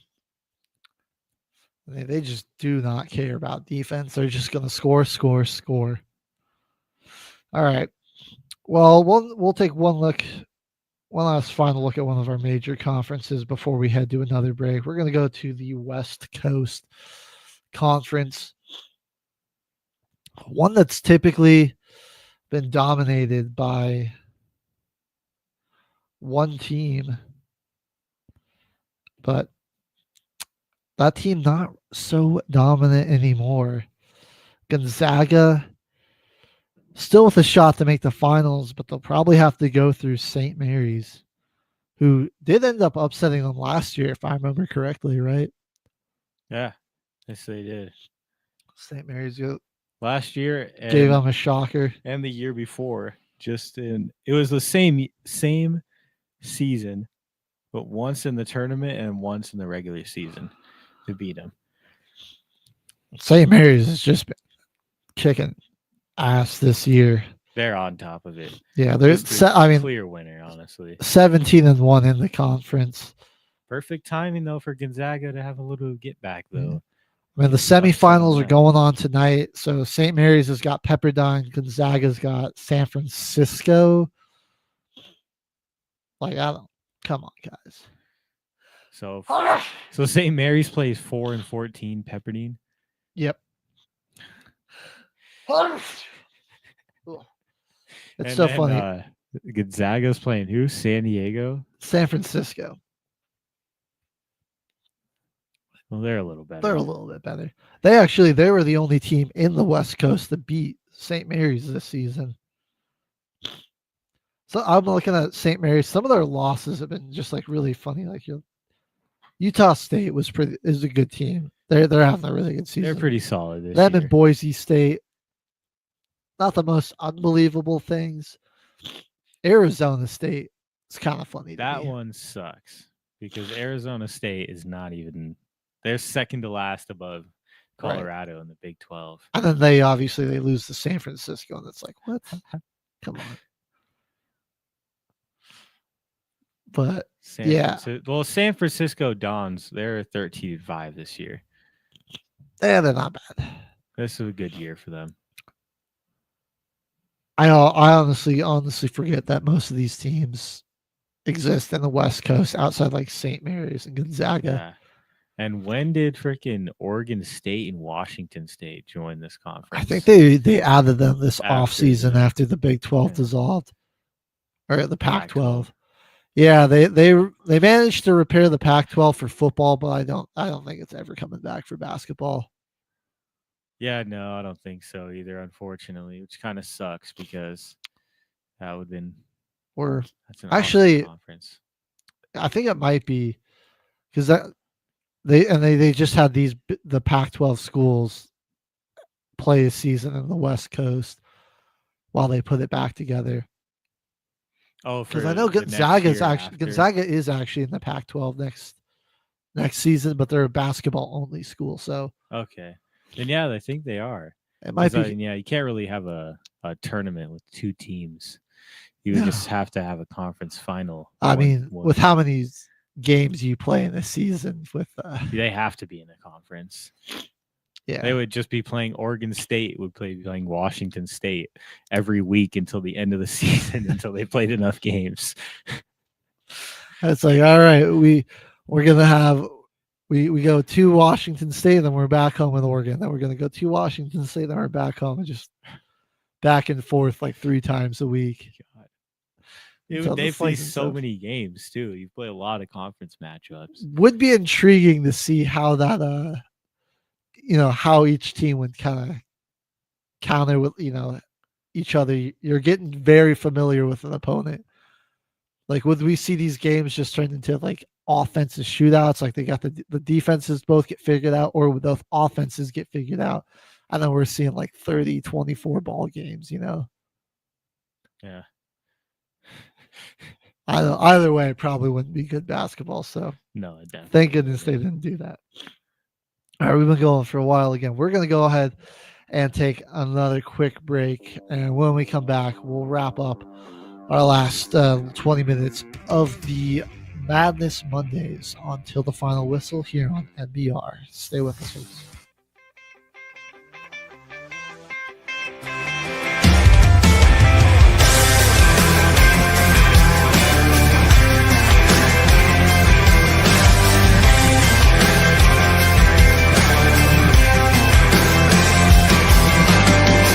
Still see the spray painted stop sign when I roll down 79. The drag marks behind that mini mart ain't faded after all this time. Every man dive from Georgia to California's got a boy with a rebel heart. Stories in every small town scar that by a good old boy taking it way too far. Somebody had to drink too much and crank Hank way too loud. Somebody had to always stand up to the guy with a tendency to run his mouth. The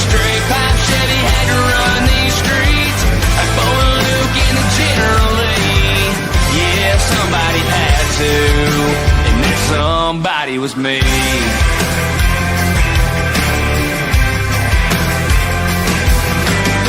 There's still ruts on Ridge Hill Road, and muddy cans we tossed out the window. String bikini on a limb by a swimming hole. That's a story that'll never be told. Cigarette butts in a busted bottle, sitting by that old burn pile. This town was nothing without us, tearing it up every once in a while. Somebody had to drink too much and crank Hank way too loud. Somebody had to always stand up to the guy with a tendency to run his mouth. The straight pipe Chevy had to run these streets like Bo and Luke in the General Lee. Yeah, somebody had to, and that somebody was me.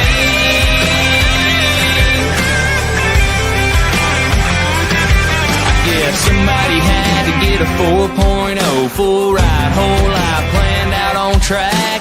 Somebody had to make a touchdown pass when State front page name written in black. But somebody had to drink too much and crank Hank way too loud. Somebody had to always stand up to the guy with a tendency to run his mouth. The straight pipe Chevy had to run these streets like Bo and Luke in the General Lee. Yeah, somebody had to, and that somebody was me. That somebody was me.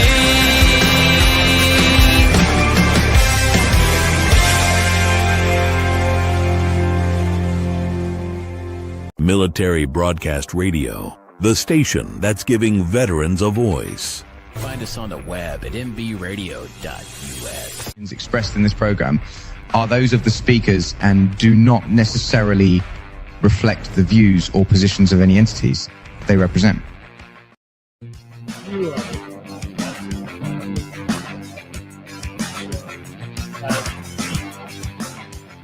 We kind of covered all our topics here for the March Madness coverage for this week. Next week, we are going to be doing our bracket live stream. So if anyone wants to come in to check that out, pick with us, you're more than welcome. It's going to be a community-wide MBR bracket. So all the viewers, all the DJs and stuff, help us decide who is going to take it home this year, the national championship. Be kicking that off 10:30 a.m. Mountain Time, so 12:30 Eastern, 9:30 Pacific. If you want to come join us, did it last year for both men's and women's. Did pretty solid on each women's bracket was great. I think we went with we were very hyped on Caitlin Clark, and we took Iowa to win it all, but ended up being South Carolina. Got them. But with the last 20 minutes of the show, we've had some major, some big breaking crazy news. I know this is supposed to be for college basketball, but there's NFL updates. NFL free agency madness. Some huge names have just been taken off the market. So Justin Fields has just reached a 2-year, $40 million deal with the New York Jets. Conversely, Sam Darnold is signing a 3-year, $105 million deal. $100.5 million deal, rather, with the Seattle Seahawks. So probably two of the biggest free agent names out there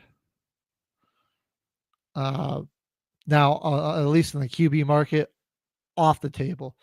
Let's see. Oh, Charles, we are in the same room. Caveman is just on the soundboard. Yes, we are. We are in the same room. He's just got a more vibrant background behind him. I was not in the same room last week. Yeah, but we're back in the studio today. But all right, I'm still trying to wrap my head around this. Is like this news is just now breaking pretty much right as we went on break. So what are your thoughts on this, Caveman? Let's start with Justin Fields. I honestly, this is a big opportunity for him. I feel like he's definitely getting a chance. He's got a new coach over there we'll see what happens with Aaron Glenn. They got a feel like a pretty solid new roster of coaches over there. So that's going to be pretty fun. I mean, I'm excited to see what happens over there. Right. I mean, I feel like if you're in New York, not the strongest quarterback class, maybe you just roll with Justin Fields. Whatever happens. Just let him play. You're at pick number 7, so now you can really just focus on taking the best available player, whoever that might be. I mean, like maybe like a Mason Graham, maybe like a Will Campbell, somebody like that. I feel like it might be somebody on the D line, Yeah. Shamar Stewart, if he's there. Certainly, they're definitely looking at D tackles. I'll need to pull up my prospect list, but yeah, not a huge great quarterback class outside of Ward and Shedeur Sanders. So you got Justin Fields now. So you can just kind of pass up on that, take best available player. Maybe, finally it works out for him there in New York. Maybe it doesn't, but then you'll probably still be in a similar position to have some good picks. And Fields is at least going to be some excitement, with his athleticism and his ability to scramble when plays get off schedules. He can make something happen. So it's certainly going to be some more entertaining quarterback play than what they've had for the better part of, I don't know, like a decade. Yeah. I mean, sounds a lot worse when we put it like that. Outside of like the last 6 weeks of Aaron Rodgers last season, because he did. They had nothing. He did play fairly well.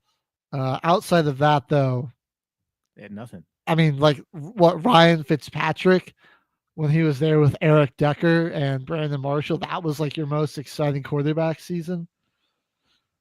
Like, it's been that's pretty rough. I honestly kind of have hope for this one. They're giving Justin Fields and Aaron Glenn an opportunity. I kind of like that. It's not the safe pick. It's not the safe pick. That's a fun signing. All right, we're gonna go to Sam Darnold. So, oh boy. I mean, Sam. It's real. It's really going to be interesting to see if Kevin O'Connell made this guy or not, because you've got who JSN still there. But DK no Steelers. You have no Tyler Lockett's cut. So Jake Bobo is your number 2 wide receiver. A very shoddy offensive line. Your tight end is Noah Fant.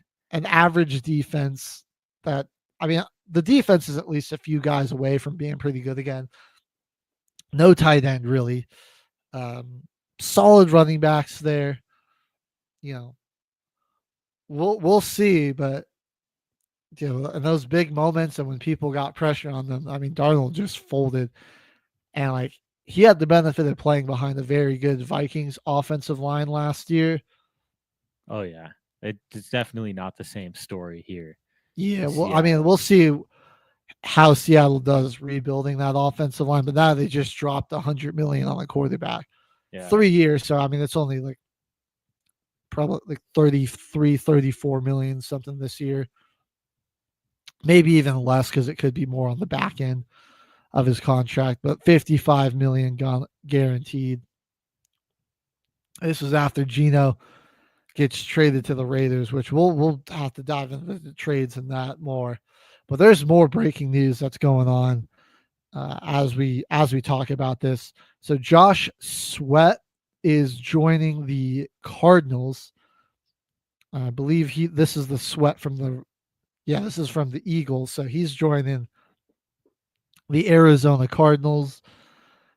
We've got more breaking news. Deo Odiagbo, hopefully I said that right, just joining the Chicago Bears on a 3-year, $48 million contract.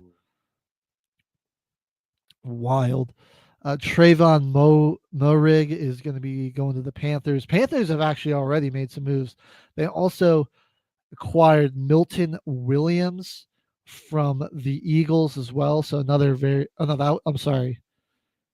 Milton Williams went to the Patriots. So the Panthers, I lost it. Did sign somebody else pretty good too. But they're making some moves. Patriots are making some moves. Milton Williams, they re-signed. They got Carlton Davis on a 3-year deal. That's a big signing right there. From the Detroit Lions. So there we go. Elijah Mitchell is joining the Kansas City Chiefs. A little depth there for Kansas City. So DJ Reed going to the Lions to replace Carlton Davis. So he was, in my opinion, the best free agent quarterback available. Yeah. And the Lions, good steal for them there. Pair them up. Hopefully they can keep Kirby Joseph and Brian Branch there. That could be pretty solid. Do a trio of guys right there. That's pretty good. Okay. So I wasn't crazy. Adam Schefter did report that the Panthers were working to finalize a deal with Milton Williams, and then the Patriots just somehow swooped in and signed him up. Wow. So yeah, they beat out the Panthers and the Cardinals. That's a huge signing for the Patriots. Yeah. They've got a ton of money to spend, and they are spending it. Why not, right? I mean, go for it. Big signing there. They also made a big splash. Offensive lineman Morgan Moses is joining them on a $28.5 million contract. It was a pretty solid for the Jets last year when he could stay healthy. And you were right, K-Man. This wasn't a fake report that you saw. My Denver Broncos have just agreed to a 3-year contract with 49ers safety. That's huge. Tolanala Hufunga. I am jazzed about this, man. That's big. Our safeties with Brandon Jones or PJ Locke, whoever we keep there probably at the free safety position. With Hufunga, his ability to play the run, I imagine he'll play strong safety because he can come down in the box and cause some havoc at the line of scrimmage. But I mean, our secondary was already a unit last year, but now you've got Hufunga back there. Gosh. I think PJ Locke's is a free agent, so it's gonna probably be Brandon Jones at free safety. But you got Pat Surtain, Riley Moss, Jaquan McMillan, Brandon Jones, Tolanala Hufunga. I'm jazzed about that. Now, can we find a stud in the linebacker, to kind of play next to Nick Singleton or Alex Singleton rather for us right there? DJ Jones, we re-signed him. So the defense for the Broncos looking pretty good. I know for you, we saw some sad news. Paulson Adebo going to the freaking Giants. Went to the Giants. I mean, that clears up cap space. Like he had a pretty big deal, but we were able to restructure the Carr deal, save us $30 million. Right. We got rid of Jamal Williams and saved another like $30 million because I don't know why he made that much. Like the cap limit is going up as well too, which is going to help. We're clearing up space, which kind of gives me hope. But at the same time, we're just losing guys I don't really want to lose. Our defense, and like we could have loved to have Adebo back this next season after his injury. Like he was good, man. He was real good. Because our coverage guys, now that Lattimore is gone, like Alontae Taylor is great against the run, and it's a really strong nickel. Yeah, but the second he has to guard somebody, just one-on-one. I think Paulson Adebo was your best guy. He was our best corner. In coverage, at least. He just battled injury all season. This might be a little hot take, but I feel like he was better than Lattimore was when Lattimore was with the Saints. Because when getting towards the tail end of Lattimore's career, he wasn't as great in coverage. Like Adebo could at least come in and lock down. So we're gonna miss that, and that kind of adds a pretty good piece to the Giants secondary because they were kind of solid last year. Yeah, for real. They still got that Jason Pinnock back there at safety. I like that guy. So And I mean, you've got Brian Burns, Kayvon Thibodeau, and Dexter Lawrence all That on the same defensive line. Kind of stacking up over there. I mean, and now it's like you've got the Raiders. They're not really in the position for a quarterback. Obviously, they don't need him. The Jets are out of play.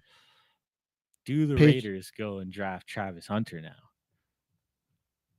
Because that's kind of a big need now. Got Geno.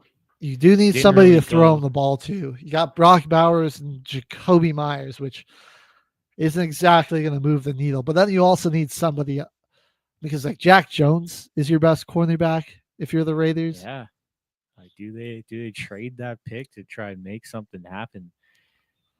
We'll see what happens. The Raiders, They're at sneaky. 6 though, so I don't know if they're going to be able to. Oh, yeah, I really they are at think 6. he's going to. Travis Hunter, I think, is either a Patriot or a Jaguar at this point. Yeah. Then Myles Garrett, he's back in Cleveland, so I mean, the Giants, do they try to trade with Tennessee? I mean, we still have some big name free agent quarterbacks kind of floating out there. Russell Wilson, obviously. Yeah. Aaron Rodgers, where's he going to go? Steelers are all of a sudden in the market now, too. Let's not forget that. They really could potentially either re-sign Russ, but I feel like they're going after Aaron Rodgers here. I feel like it's not the smart signing. I feel like they should honestly just go back and re-sign Russ at this point. Right. You gave him another option to throw the ball to. Like, you still got the same backfield. Right. I mean, it's 2 aging veteran quarterbacks that have lost that mobility in the pocket that made them really special and really dynamic. That's just not there anymore. Couple of other big signings that I've just got my eye on here. Colts are getting Cameron Bynum, who's a 4th-round pick by the Vikings back in 2021. Converted from cornerback to safety. Had a really good season last year. And was a big part of one of those guys forcing turnovers on that Colts the Vikings defense. A lot of times if there was an interception, Cam Bynum was around the ball. So a good signing there by Indianapolis, which needed to plug up some holes in the secondary. And then I really like the Jags, I think, have a really good signing here. They just got De'Ami Brown from the Commanders on a kind of 1-year prove-it deal. So it's a 1 year, $12 million. Kind of a just younger version of Christian Kirk, if I'm going to be honest, who they traded away to the Texans. I mean, obviously you've got BTJ, so it's like that's going to be your number one going forward. That's your guy right there. Ryan, he had such an amazing season, dude. I think he was the best rookie wide receiver last year. Easily. Is it safe to say? I mean, he was at least top 8 in just in the league in receiving. He led all rookie wide receivers in a worse in situation. Receiving yards. Dude's quarterback got hurt halfway through the season. His whole team couldn't even figure it out at that point. Like, they were just losing games. Right. He was a lone bright spot on a train wreck in Jacksonville. Yeah, him and Josh Hines Allen. They're only 2 guys right now. Now you got a new coaching staff in there, new management, new GM.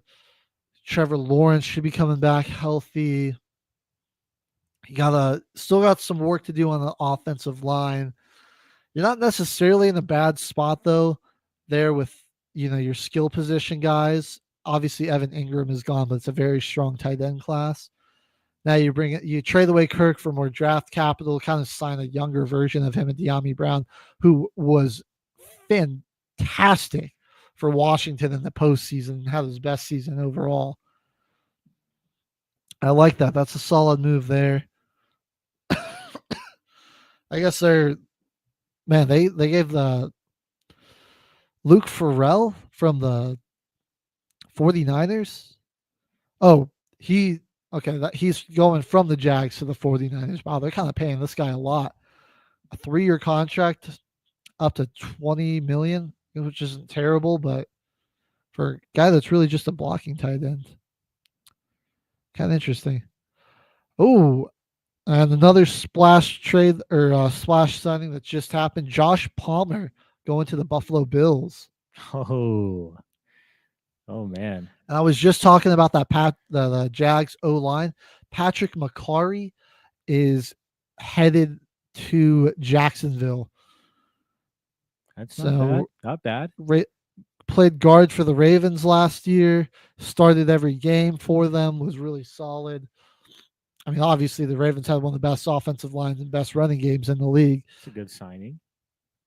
Bring him in there. That's one guy you need, because that's kind of what struggled this year for Jacksonville. No run game to really trying to keep the defense on their toes at all. It's just like, they're going to have to pass it here. This Josh Palmer thing is just kind of blowing my mind, because like, really, I mean, we're going to spend $36 million on Josh Palmer. Like, did we not watch what he did with Herbert? That's not a great signing there from Buffalo. Think about how many times in the postseason, like you've essentially lost to the Chiefs because of a drop or a dropped pass. Yep, has had huge implications in the game, and now you're bringing in the guy that's had a huge history of drop problems. A huge history.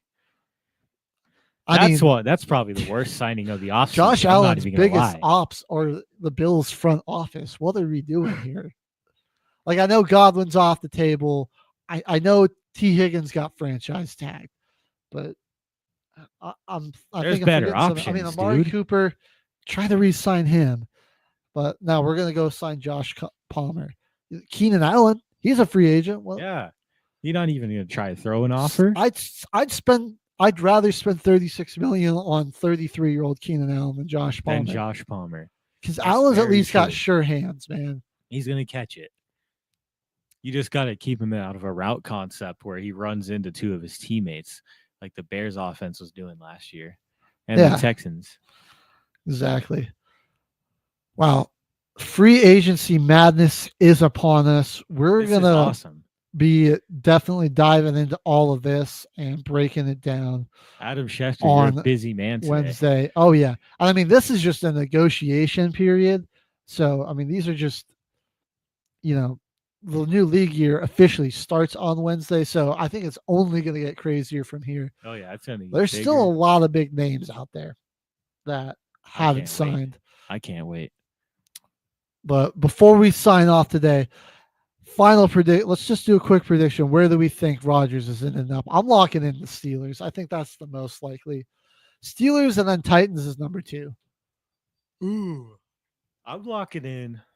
I feel like the Titans might. I'm locking in Steelers too here. Titans might go for him or Russ, and then just trade that pick and go tank for Arch Manning type vibes. You know what I'm saying?